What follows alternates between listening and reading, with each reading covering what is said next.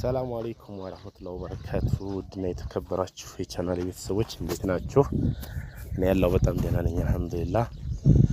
ድንገት በህይወት መንገድ ላይ ስንጓዝ ያገኘናቸው መረጋጋት፣ ዝምተኝነት፣ ቶሎ አለመከፋት፣ ትዕግስት፣ ምቹ ምግባረ ሰናይ፣ ጨዋነት፣ ብልህነት፣ አርቆ አሳቢነት ይታደሉታል። ችኩልነት፣ ስሜታዊነት የሚያጠቃቸው ሁላችንም የህይወት ወረቀት ላይ መልካምነትን የሚጻፍ ወደ ኋላ ተመልሰን ታሪካችንን እንድንቃኝ ከሚያስቃኙ ሰዎች አሉ። ክብር ይገባቸዋል።